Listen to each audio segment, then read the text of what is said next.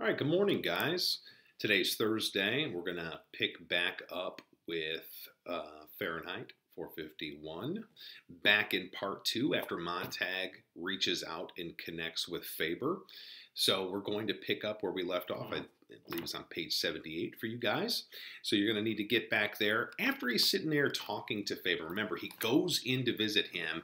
He travels out of his house with one of the books that he has, and he just so happens to have one of the last copies of the Bible, which is like a golden, like he has a gold bar, essentially, because this thing is so rare, possibly none else left in this part of the world. Anytime a book like that would have been found, that'd be one of the first ones to be burned. Think of it this way. If the goal of the firemen is to remove these things that make people unhappy, things like religion, I mean, religion is one of the things that people fight over. If that's what people fight over and they're not going to be happy, burn it, right? So the Bible will be one of the first things gone. But here is a Bible in Faber's house. And he is in awe of it, and he wants to know, like, how did Montag go from fireman to a guy holding a Bible, right? How did that happen? And Montag's, explains, I need your help. I don't know. Things are broken. The way he kind of describes it, too, is that he needs help, that his wife is dying, that his friend is dead, and that another woman who could have been his friend is dead, and he doesn't understand anything. And the only thing that he can think of is that it has to do with these books. The answer has to be in these books, and he needs help understanding it. And that's what he hopes Faber can provide. Faber says that there are three things missing from society, that there are three things that are just totally erased from the structure of everyday life. And that's where we're going to pick up today, where Faber starts to explain to him what those three things are. Number one. We'll start with number one. Number one. Do you know why books such as this are so important? Because they have quality. And what does the word quality mean? To me, it means texture. This book has pores.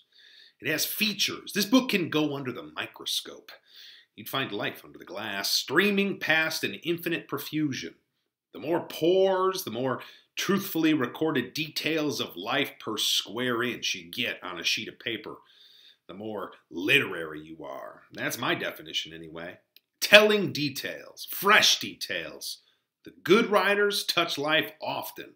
The mediocre ones run a quick hand over her. The bad ones rape her and leave her for the flies. So now do you see why books are hated and feared? They show the pores in the face of life. The comfortable people want only wax moon faces, poreless, hairless, expressionless. We're living in a time when flowers are trying to live on flowers instead of growing on good rain and black loam. Even fireworks, for all their prettiness, they come from the chemistry of the earth. Yet somehow we think we can grow, feeding on flowers and fireworks without completing the cycle back to reality. Do you know the legend of Hercules and Antaeus, the giant wrestler whose strength was incredible so long as he stood firmly on earth? But when he was held, rootless in midair by Hercules, he perished easily.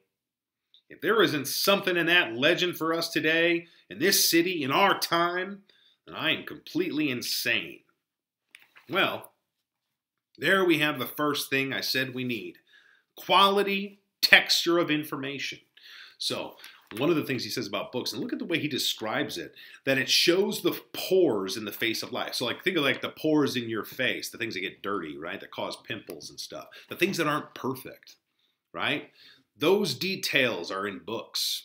And if you get rid of all of those, things are a lot more fake, right? It's, pimples, the dirt under the skin, the things that make people uncomfortable. You take all that stuff away, and now people have to have things perfect. Well, that's not real. That's what he's saying here. It's not real. And he makes this mythological allusion to Hercules here in the story of Antaeus, who has all the strength until he comes up against Hercules. And that's kind of like what this situation is for the people in this society.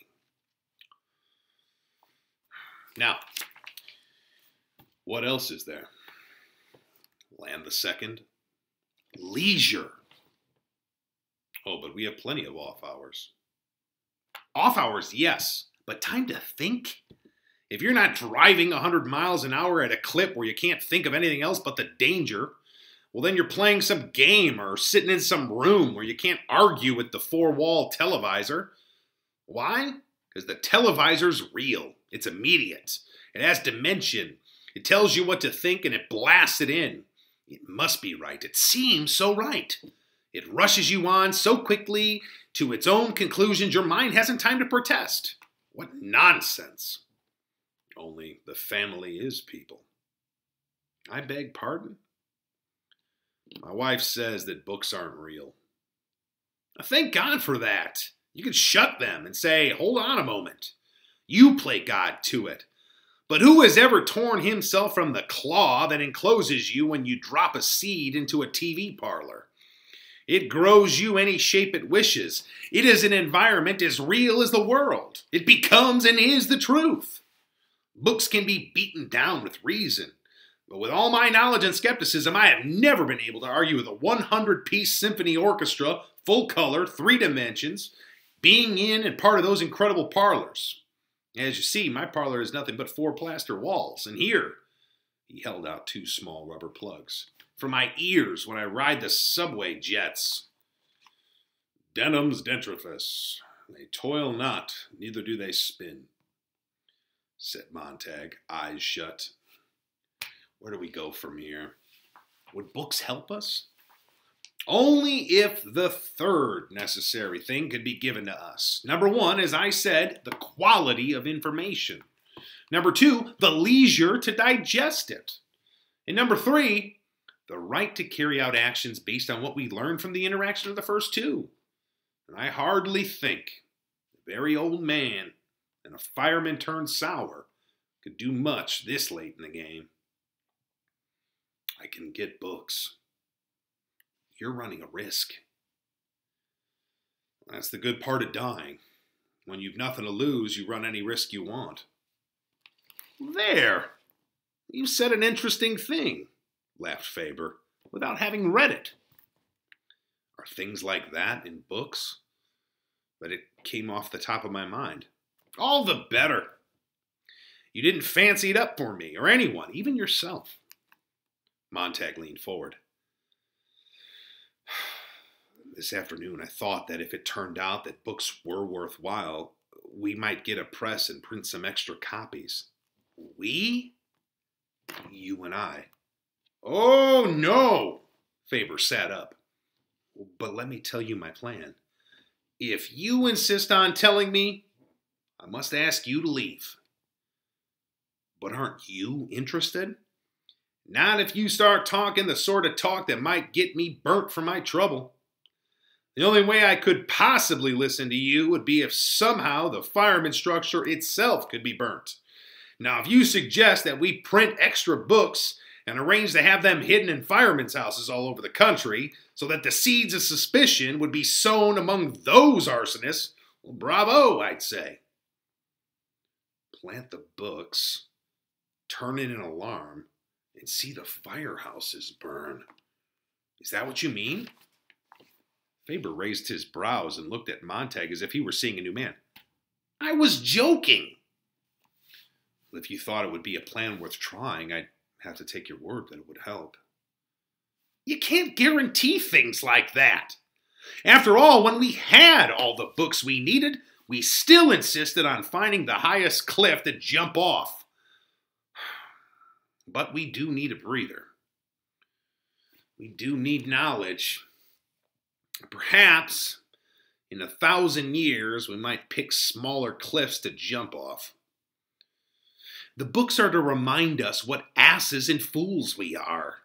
They're Caesar's Praetorian Guard whispering as the parade wars down the avenue.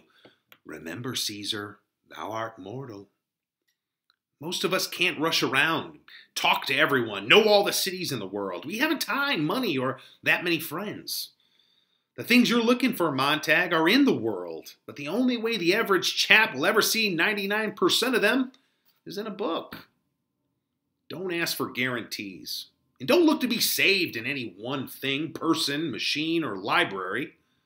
Do your own bit of saving. And if you drown, at least die knowing that you were headed for the shore. Faber got up and began to pace the room. Well, said Montag. You're absolutely serious? Absolutely. It's an insidious plan, if I do say so myself. Faber glanced nervously at his bedroom door. To see the firehouses burn across the land, destroyed as hotbeds of treason.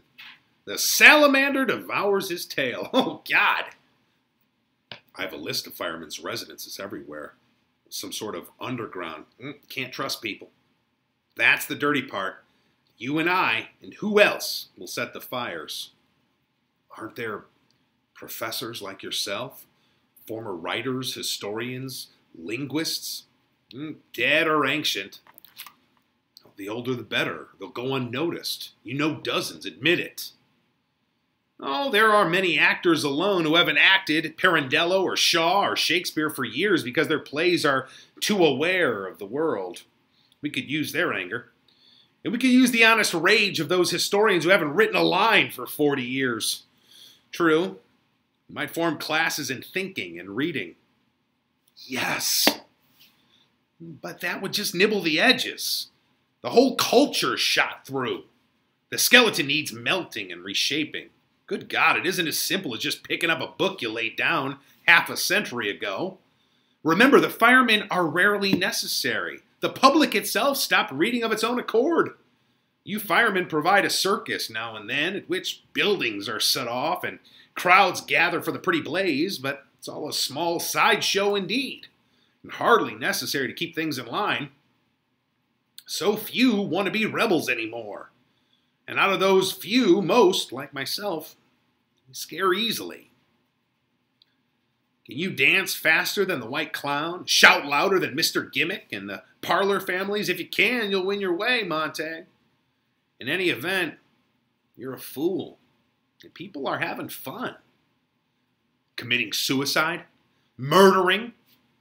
A bomber flight had been moving east all the time as they talked, and only now did the two men stop and listen, feeling the great jet sound tremble inside themselves. Just patience, Montag. Let the war turn off the families. Our civilization is flinging itself to pieces. Stand back from the centrifuge. There has to be someone ready when it blows up. What? Men quoting Milton? Saying, I remember Sophocles? Reminding the survivors that man has his good side too? They'll only gather up their stones to hurl at each other. Montag, go home. Go to bed. Why waste your final hours racing about your cage denying you're a squirrel? All right, so let's talk a little bit about this before we move on. Faber, I just love the way Faber talks. Maybe it's because he's an English professor. I don't know. Maybe I have a feeling for him that I just can't quite shake. I love the way he talks, though. He's constantly talking with these comparisons. He's constantly talking in metaphors. He's making these connections to things so that Montag, hopefully, can catch on. Keep in mind, Montag has no idea the things that are in books. He asks these questions about things that you and I, as people who've read books before, right, that we take for granted, that we just know what's in a book or how to read a book and what to get out of a book. Maybe you're even doing it here with Fahrenheit 451. And he's like, are things like this in books? He's very much like a child asking questions. It's one of the things that him and Clarice have in common.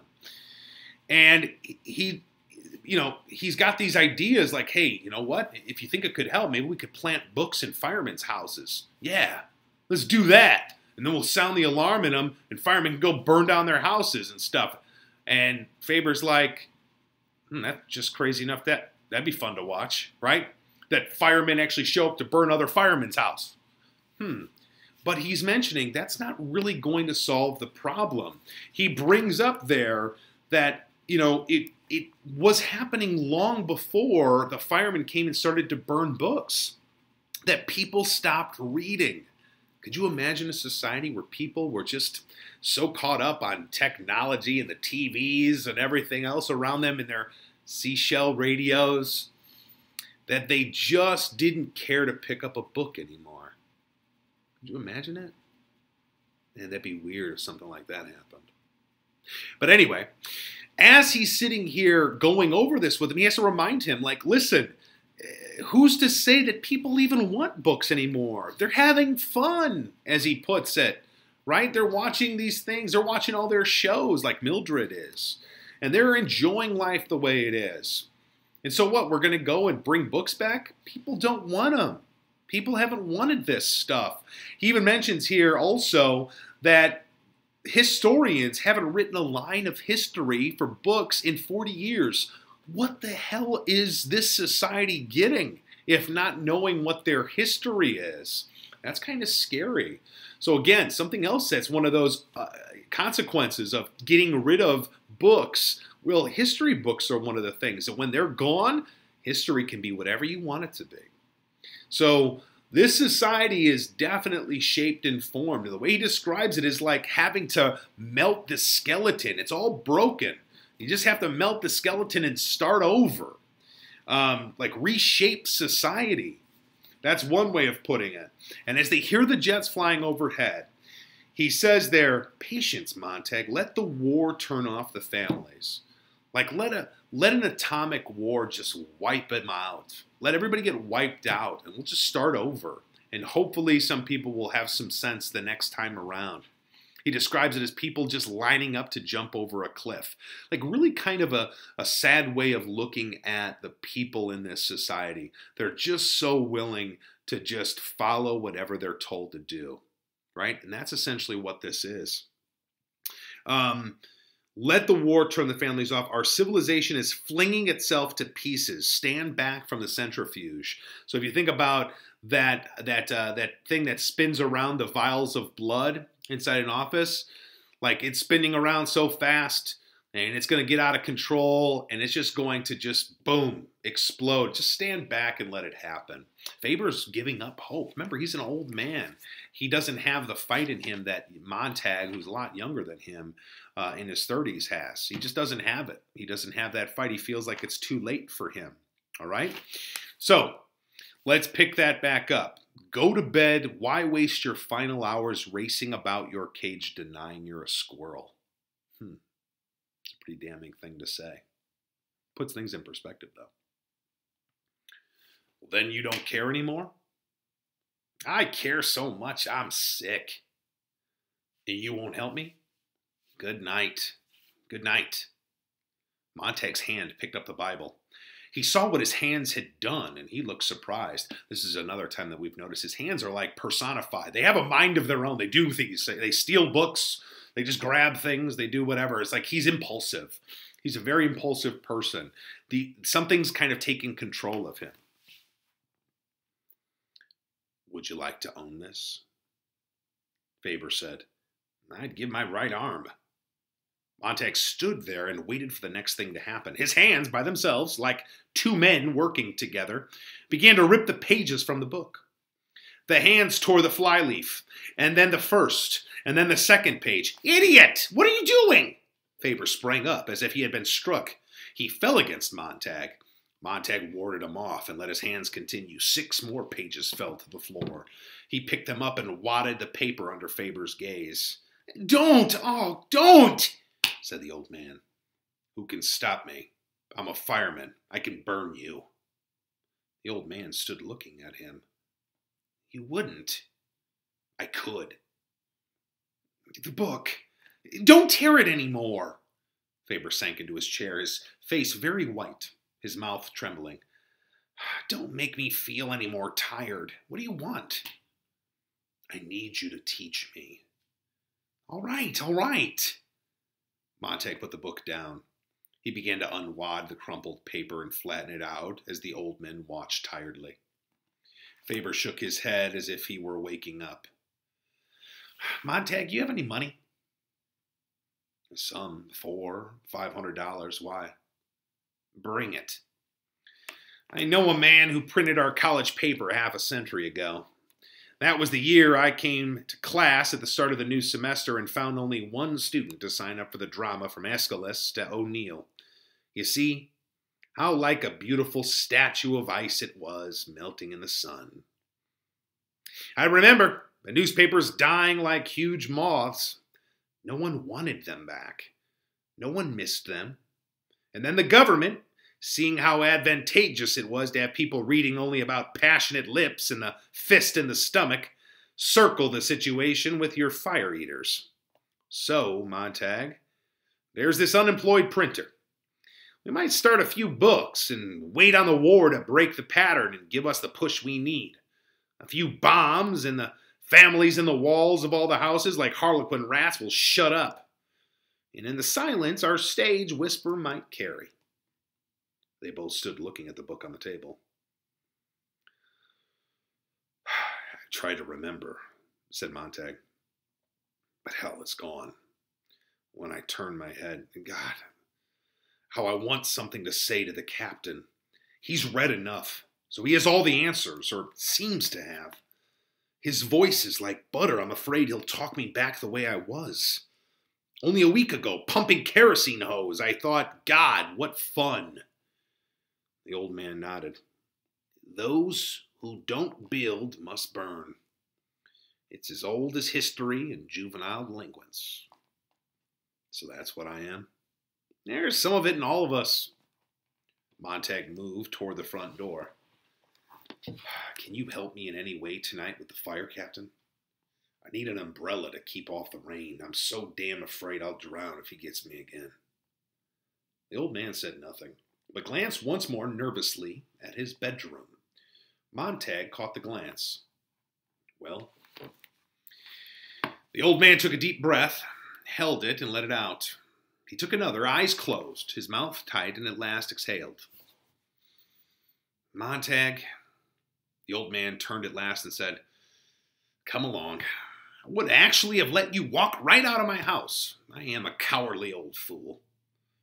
Faber opened the bedroom door and let Montag into a small chamber where stood a table upon which a number of metal tools lay among a welter of microscopic wire hairs, tiny coils, bobbins, and crystals. What's this? Asked Montag. Proof of my terrible cowardice. I've lived alone so many years, throwing images on the walls with my imagination. Fiddling with electronics, radio transmission has been my hobby. My cowardice is of such a passion, complementing the revolutionary spirit that lives in its shadow, I was forced to design this. He picked up a small green metal object no larger than a .22 bullet. I paid for all this. How? Well, playing the stock market, of course. The last refuge in the world for the dangerous intellectual out of a job. Well, I played the market, and I built all this, and I've waited. I've waited, trembling, half a lifetime for someone to speak to me. I dared speak to no one. That day in the park when we sat together, I knew that someday you might drop by with fire or friendship. It was hard to guess. I've had this little item already for months. I almost let you go. I'm that afraid. It looks like a seashell radio. It's something more. It listens. If you put it in your ear, Montag, I can sit comfortably home, warming my frightened bones, and hear and analyze the fireman's world, find its weaknesses, without danger. I'm the queen bee, safe in the hive. You will be the drone, the traveling ear. Eventually, I could put out ears into all parts of the city, with various men listening and evaluating. If the drones die, I'm still safe at home, tending my fright with maximum comfort and minimum of chance. You see how safe I play it? How contemptible I am? Montag placed the green bullet in his ear. The old man inserted a similar object into his own ear and moved his lips. Montag. The voice was in Montag's head.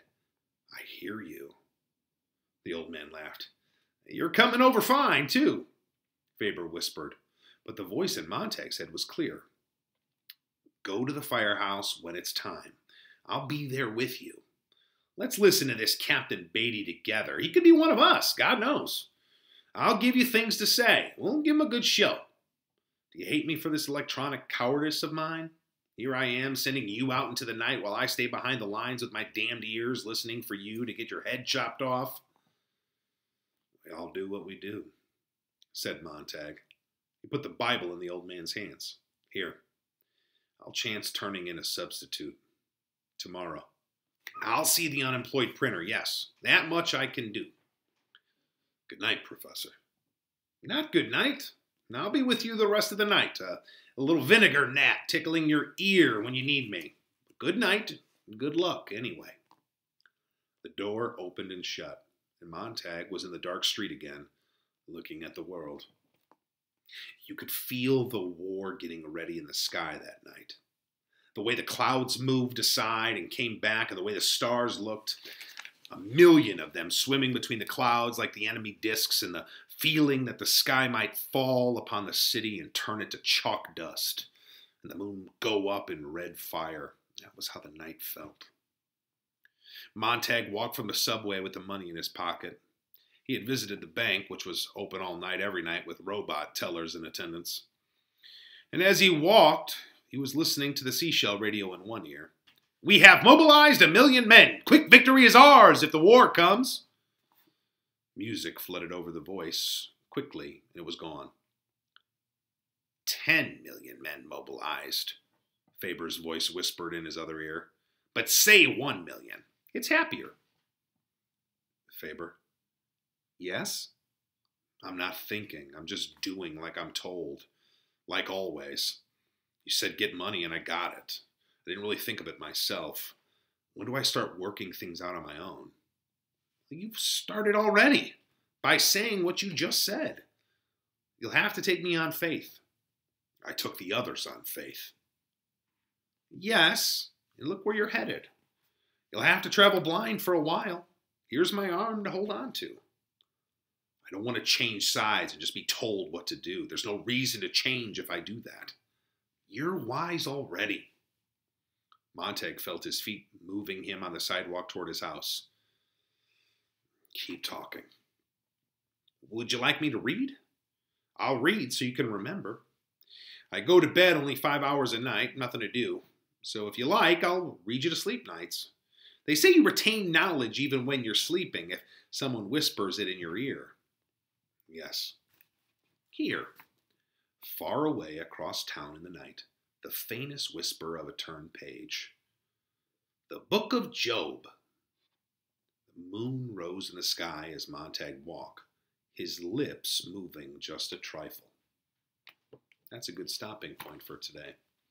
So, right here where we left off, you have Faber is reading to him in his ear. What does he give him? Well, a piece of technology that we're kind of familiar with. But in Ray Bradbury's time, in 1950s, these whisper mics that you see everybody at like Starbucks listening to as they're taking orders and communicating with each other, or Secret Service, for example. This was not something that they would be accustomed to having in the 1950s. So here he is, a forerunner with technology predictions, right? The things that we have in our society today that appear in this. As well as, what does Montag do late at night? Well, he stops at a bank. Oh, and don't forget, they're open all night, every night with robot tellers in attendance. ATMs make an appearance here. Another common thread in our society today, something that was not a part of everyday life in the 1950s. One of the things here we see at the end of where we left off is there is that realistic threat. Part of what was mentioned from Faber is that just let the war fix things. Let the war wipe this society out. Get rid of it, right? Get rid of it and start over. So that was a mention that Faber's made. And of course, the jets flying overhead while they're there. And then once he leaves Faber's house, Montag notices the night feels like the war could start at any moment. You could feel the war getting ready in the sky that night. So there's this ominous dark cloud hanging overhead. That is this impending war that's going on. So again, our characters are going through conflict, and yet there's this bigger conflict happening in this society. Notice he's listening on a seashell radio that 1,000,000 men have been mobilized. Real quick, a quick victory is ours if the war comes. And it's Faber in his other ear who's like, yeah, more like 10 million men are mobilized. And that's crazy to think. That's a lot of people who are geared up for war. So things are building up to this. Obviously, there's a war that's about to happen, as Montag describes here at the end. Okay? So, one last thing to point out is the way that Montag is acting here. Talking to somebody like Faber, he wants help. He wants advice. He's seeking out the knowledge that Faber has. And it's not a coincidence. Faber is this character who is very symbolic of knowledge. He's a professor, right? So he's an educated man as it is. The things he says just show how educated he is. But he knows that without Faber, he doesn't stand a chance at understanding any of this. He has a book, but it won't make any sense to him. He needs to be taught. So in this society, you get the idea that there isn't a lot of people being taught anything. That knowledge is something that's completely missing. They may know things like facts and the things that Beatty's mentioned in part 1, cram them full of statistical facts so that they can feel that they know stuff, trivia questions. But they don't really know anything. For example, why is there a war going on? They're not knowledgeable about that. There's no newspapers to read to keep them up on world events. Montag doesn't know if it's true or not if other countries hate them and why they would hate them and why a war is imminent in this society. So he needs that from Faber. But he's also a little cautious. He doesn't want to just follow people blindly. He knows people like Faber and people like Beatty are stronger than him. He views how much they know as their strength.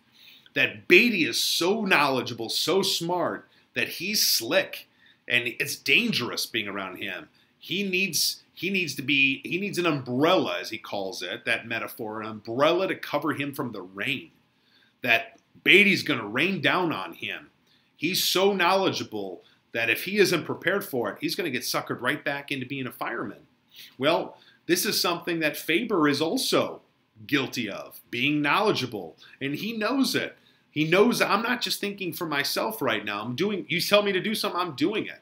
I don't want to just follow people blindly. Otherwise, he could just stay and be a fireman, correct? So, Montag is becoming more and more self-aware. And Faber's kind of telling him, that's a good thing, man. You know more than you think. You are already smarter. You're wise already. Man, English teachers, huh? They got it, don't they? They just figured things out. All right, we'll pick up with more Fahrenheit next week. You guys have a great weekend. Take care.